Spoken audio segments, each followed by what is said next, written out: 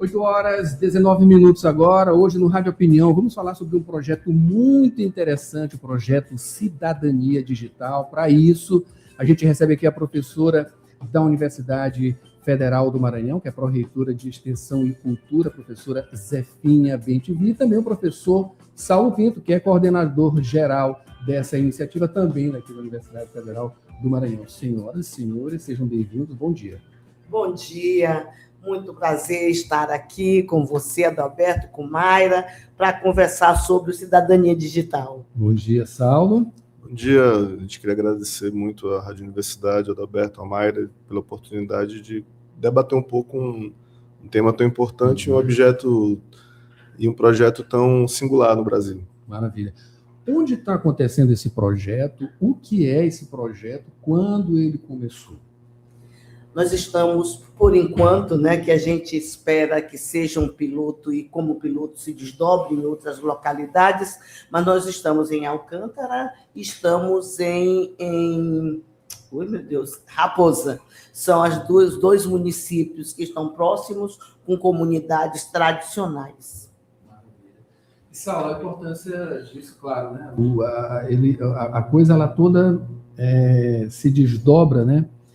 Tendo essa questão da cidadania como um pano de fundo, né? Mas isso tem uma profundidade muito maior, ela não deixa de ser histórica também, né? E, enfim, é uma atividade que tem a sua importância sine qua non. Né? Sim, exatamente. Esse é um projeto piloto, né, que a gente está desenvolvendo. A gente teve a sorte, na verdade, teve, claro, a competência também, mas tivemos a sorte de conseguirmos estabelecer essa parceria com a Anatel. Na verdade, é o primeiro projeto piloto dessa natureza no Brasil, que está sendo liderado pela Universidade Federal do Maranhão. E a gente sempre falou no Brasil sobre uma série de desigualdades e assimetrias. Mas com o avanço da economia digital, dentro do marco mais largo do capitalismo digital, a gente fala pouco sobre letramento digital.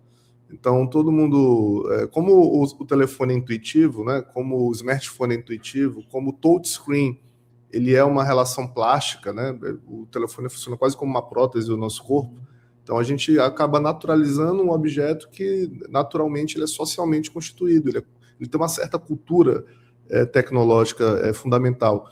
Então, o que acontece hoje? Para ter uma ideia, um dado absurdo. 4 de 10 brasileiros escolarizados não conseguem manusear basicamente o telefone. Nós estamos falando de escolarizados. Quando a gente penetra mais na camada social brasileira, que nós vamos estudar, por exemplo, os desescolarizados, analfabetos, funcionais ou genéricos, esse é um indicador que se eleva quase que exponencialmente. Então, nós estamos diante de uma assimetria, de uma desigualdade profunda. O Brasil, agora que começou a elaborar uma política nacional em nível federal de letramento digital, só que todas as políticas elas estão encapsuladas na escola. Elas estão encapsuladas para quem está em fase de escolarização. A pergunta fundamental e os pais, e os avós, e os filhos, e os irmãos que não conseguiram constituir o percurso de escolarização? Nós estamos falando de um contingente populacional absurdo. Por isso que não dá para estranhar fraude no INSS, não dá para estranhar como as pessoas que têm direito, por exemplo, à Bolsa Família, à carteira de trabalho, precisam pagar escritório de advocacia para fazer isso no seu lugar, o que é um escândalo, duplamente. Então, essa ideia de cidadania digital, ela não é só uma política de letramento, ela combina infraestrutura digital bastante deficitária ainda no Brasil. O caso, por exemplo, de Alcântara, nós estamos em 9 comunidades, territórios quilombolas, é escandaloso, né? No caso da Ilha do Cajual, por exemplo, a gente não tem internet. Tem uma internet limitadíssima. Na Ilha do Cajual, eletrificação, energia elétrica por captação solar, está fazendo aniversário agora, em junho, 3 anos. 2026, agora que aquelas pessoas têm energia solar, quer dizer, escandalosa. Então, quando você vai para o mundo das telecomunicações, isso se agudiza ainda mais. E aí, qual é a questão? As pessoas não querem participar do mundo digital, o que a nossa pesquisa está indicando é que elas querem, elas desejam. Elas não têm, são as condições de infraestrutura mínima e, obviamente, elas não têm uma política educacional de letramento digital que permita que elas possam manusear o mundo digital de maneira cidadã, de maneira minimamente respeitável. Professora, como é que faz no meio de uma discrepância dessa tão grande, né? Ali perto tem uma base aérea que lança foguete e, ao mesmo tempo, não tem essa infraestrutura que o professor Saulo bem mencionou aqui e caracterizou, né? De falta de estrutura, né? Uma coisa básica hoje, enfim, a escola e a tecnologia tem que estar junto e levando isso aí para os pais, para os parentes, enfim, para as pessoas que não entraram, que não nasceram como a gente, né? Como a nossa geração não nasceu nesse mundo, né? Dentro da tecnologia. Olhar Alcântara é olhar o Brasil profundo. É a desigualdade que se apresenta, que emerge aos nossos olhos.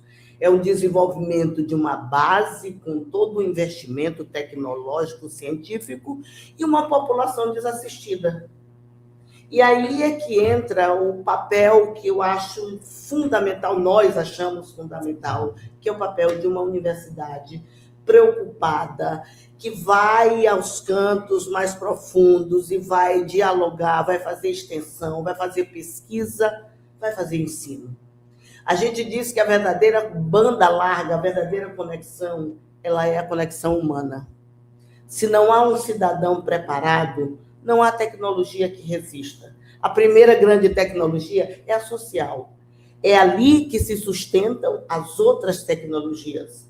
Máquinas e sistemas que não convergem para diminuir desigualdades são máquinas e sistemas que precisam estar atrelados a isso. E esse é o papel da Universidade Federal do Maranhão, das universidades, sobretudo as universidades públicas, levar conhecimento, mas não só levar conhecimento, é proporcionar esse encontro de conhecimentos que se juntam à tradição. Por exemplo, quando a gente vai para Alcântara ou Raposa, a gente aprende muito. Sobretudo, a gente se conscientiza cada vez mais do nosso papel e da função social da universidade. Até porque a UFMA ela já está bem integrada naquela região, ali, tanto com a base, como também, claro, a comunidade, né? A UFMA já tem uma presença ali. Nós já temos uma presença e cada vez mais a população requer da gente essa presença. É interessante, o professor Saulo colocou que as pessoas querem mesmo estar neste mundo conectadas, elas precisam estar, elas sabem disso. E elas sabem o papel e o poder da universidade. Então, elas requerem muito. Vocês vêm mais? Onde é que vocês estão? Os projetos que chegam são muito bem aceitos e o desenvolvimento se dá em função disso. Maravilha. Professor Saulo, a questão de estrutura também nesse projeto piloto, né? Como ele está caminhando, enfim, para concretizar, o que a gente tem aí já de articulado nessa ação? Bom, a gente tem 3 grandes produtos, né? 3 grandes entregas que precisam ser feitas. A primeira entrega, a gente está fazendo um diagnóstico de competências digitais nas 19 comunidades, né? Esse diagnóstico é absolutamente fundamental porque ele está conversando diretamente com a nova metodologia que o Brasil está construindo. Já tem dados? É zero. Não há dados. O que a Anatel tem são dados agregados. Por isso que essa pesquisa é fundamental, porque esses dados são macroagregados e a gente precisa observar realmente no cotidiano das pessoas que são objeto dessa política de letramento, qual é a verdadeira estratificação delas. Para ter uma ideia, até bem pouco tempo, a gente tinha uma estratificação assim, você tinha baixo, médio ou alto letramento digital.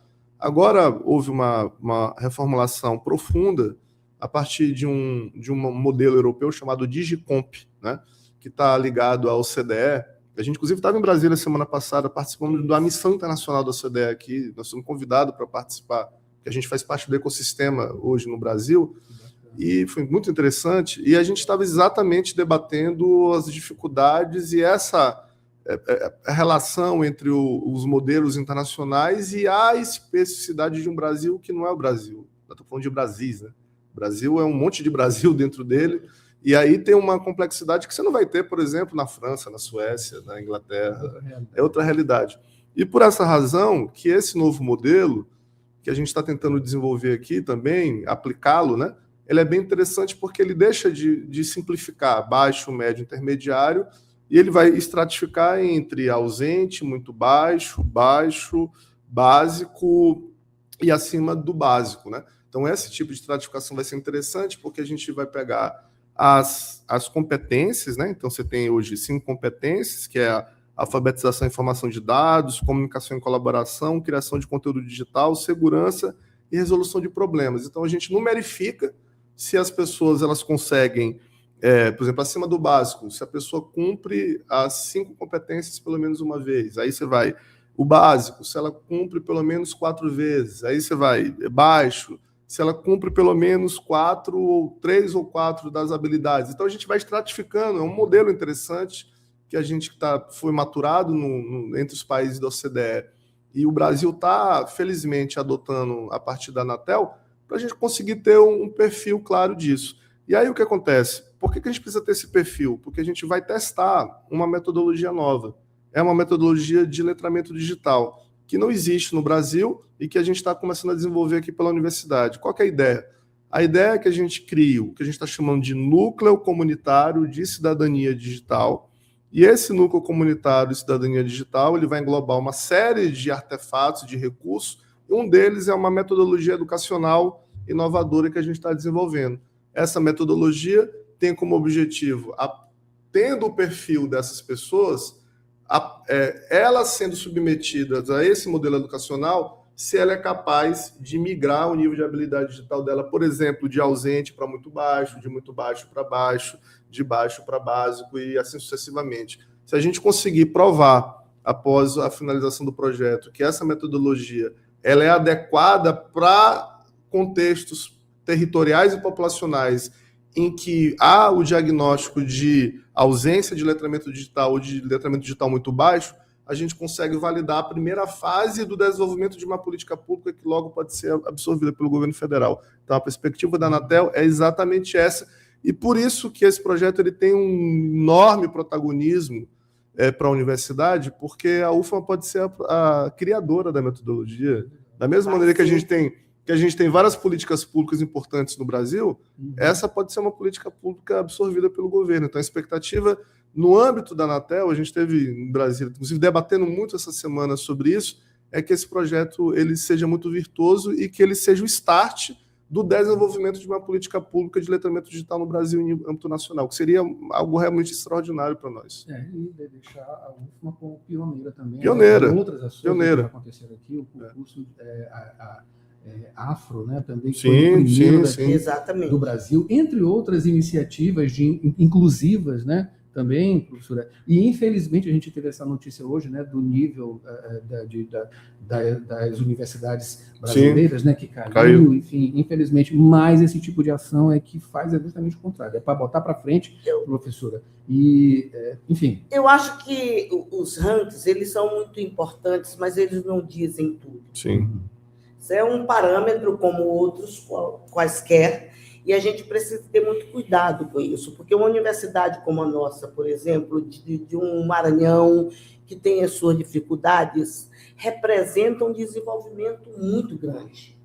Então, se a gente for pensar no ranking, ok, mas se nós formos pensar o tanto que nós produzimos de transformação social, internamente e externamente, nós temos um ranking próprio e que representa muito para nós. Tem uma coisa interessante, quando nós estivemos agora em Brasília, que como que é inusitada a nossa proposta, que a OCDE ficou toda ali, todos os membros nos ouvindo, até porque a Anatel ela tem um viés muito tecnológico, claro, ampliação de bandas, acesso tecnológico. Só que a gente vem ao encontro disso dizendo não há acesso tecnológico sem acesso democrático, sem democratização, sem formação de cidadania plena. Sem humanização. Sem humanização. Então, isto faz uma diferença que nenhum ranking vai apresentar. Isso é real, isso é palpável. E é isso que a Universidade Federal do Maranhão está fazendo. É demonstrar que a gente tem competências, habilidades e talentos para ir além, inclusive, de alguns parâmetros classificatórios. É isso aí. Professor, só uma curiosidade, esse método ele é de onde? Pode falar ou é segredo? Não tem segredo, a tecnologia pública. Não, na verdade, nós estamos desenvolvendo um modelo próprio nosso. A nossa equipe está desenvolvendo um modelo próprio. Nós estamos inspirados, obviamente, em uma miscelânea de coisas, né? Porque como se trata... Porque ali é o seguinte, a gente tem um público de jovens e adultos. Então, é impossível, por exemplo, não mobilizar a metodologia do Paulo Freire, por exemplo. Sim. Mas, ao mesmo tempo, como a gente está trazendo a ideia que a gente traga o digital para o analógico, utilizando artefatos, por exemplo, quebra-cabeças. Né? Então, vamos usar quebra-cabeças para montar o acesso a um aplicativo. Então, a gente não vai inserir esse sujeito no aplicativo. A gente vai mobilizar, vai criar uma espécie de laboratório em que o digital vem por artesanal. Por que é o artesanal? Porque aquela pessoa é um pescador, ele é um lavrador, ele é um pastoreio. Então, nós estamos falando disso. Então, ele está acostumado a mobilizar o facão, a enxada, o anzol. Então, nós vamos trazer um digital para o mundo real. Nesse sentido, é muito freiriano, né? É muito Paulo Freire isso, quer dizer, a palavra, ela não está solta, né? A palavra, ela decifra aquilo que é o objeto factual da vida dele. Só que isso não é suficiente, né? Então, como a gente vai também utilizar o brinquedo, então a gente teve que estar recorrendo ao Vygotsky, por exemplo, né? Pedagogia histórica, a psicologia cultural, né? Histórico-crítica, para tentar perceber como o brinquedo, a relação da fantasia e da realidade, como é que ele se conecta, como é que ele aprende. Então, nós estamos mobilizando uma série uma miscelânea de autores, né? De literatura, todas laterais, né? Porque não há uma metodologia consolidada sobre isso no mundo, tampouco no Brasil. Então, nós temos que criar uma metodologia. E para criar essa metodologia, a gente está se debruçando sobre uma larga tradição de estudos, de desenvolvimento, de aprendizagem, mas ela tem uma marca própria.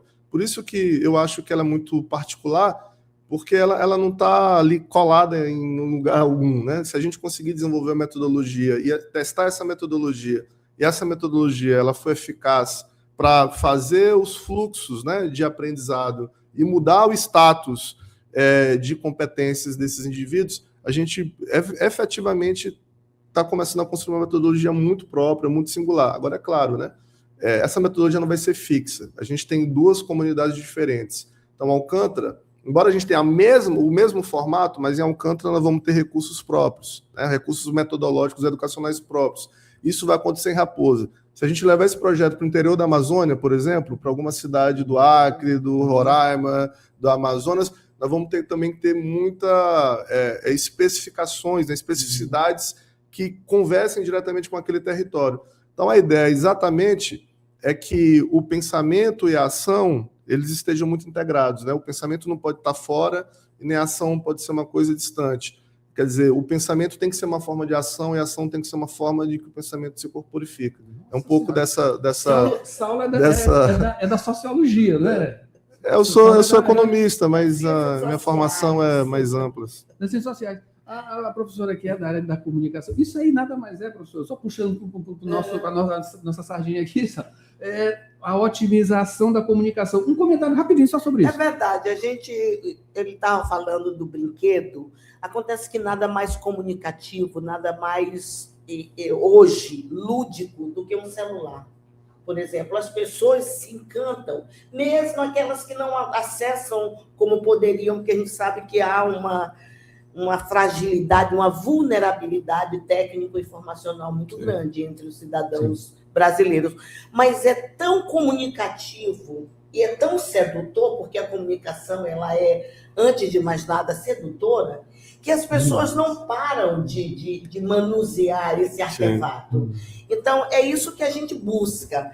Antes de mais nada, são as ciências sociais aplicadas, né? E nós somos das ciências sociais aplicadas, tanto o professor Saulo como economista, tanto eu como comunicadora, como nós comunicadores, nós sabemos o alcance, né, que é trabalhar com a comunicação, a interação. Na verdade, a comunicação se faz, sobretudo e principalmente, pelos dispositivos interacionais. a gente não consegue. Daqui, você fala com alguém de casa, porque você aciona lá nessa pessoa algo que diz respeito à vida dele, ao universo dele, à cultura dele. E é isso que a gente está fazendo. A gente está estudando para chegar a esse dispositivo, né? Essa metodologia tem muito a ver com Paulo Freire, tem muito a ver com a comunicação. Com tudo isso. Olha, a gente vai desenvolver esse assunto, né, que é muito vasto, em outras oportunidades também, vocês vão voltar aqui, claro, né? Agradecendo a presença, professora Zefinha Betivi, pró-reitora de Extensão e Cultura, e professor Saulo Pinto, coordenador-geral dessa iniciativa, que é o Cidadania Digital, né? Que ele está em andamento, esse processo todo, a gente vai falar disso aqui muitas outras vezes, com certeza. Mara Nogueira, chama o break e chama Paulo Pellegrini em seguida, porque tem comentário esportivo. A gente volta já já. Jornal Rádio Universidade.